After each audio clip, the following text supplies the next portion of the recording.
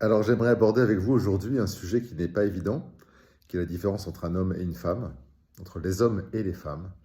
Euh, Peut-être partir déjà de notre création, de notre conception.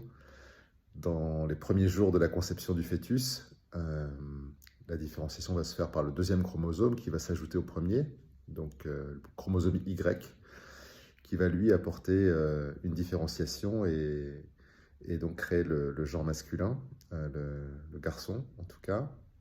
Donc c'est une question d'hormones. Il va se développer plus de testostérone pour les garçons et des oestrogènes pour les filles.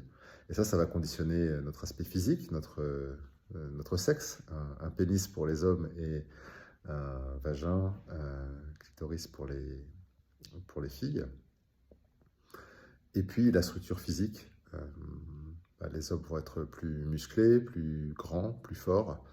Donc déjà, ce qui différencie, c'est la structure physique et la fonction de reproduction, l'une et l'autre étant bien sûr complémentaires.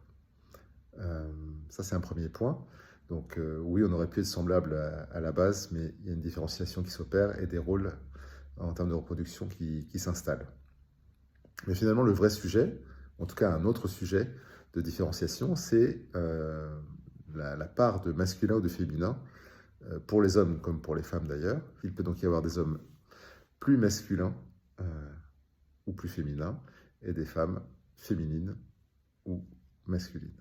Donc c'est la part de masculin ou de féminin qui va changer peut-être le style de personne, sa sensibilité, en sachant que autour du masculin, on amène plus de rationalité, de force, de pouvoir, d'autorité, alors qu'autour de valeurs féminines, plus d'accueil, de sensibilité, de douceur, d'intuition. Un homme va pouvoir peut-être être plus sensible s'il a une part de féminité importante, et une femme sera peut-être plus dure, combative, si elle a plus de masculin en elle. Tout ça pour dire qu'il y a des nuances derrière l'homme et la femme. Il y a aussi des tempéraments, des éducations bien sûr, mais des attributs qui sont le fruit de la part de masculin ou de féminin. Ça, c'est un élément quand même à prendre en compte parce qu'on confond souvent euh, homme et masculin, femme et féminin.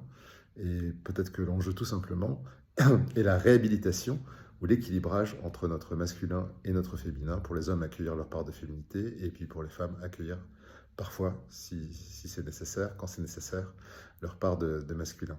Et donc pour conclure, je dirais qu'il faut tout simplement arrêter de vouloir opposer les hommes et les femmes, mais plutôt de favoriser leur complémentarité, favoriser la diversité, la présence d'hommes et de femmes, et que nous construisions des relations les plus positives possibles dans le monde du travail en particulier, dans la société, pour un équilibre et une vie plus heureuse.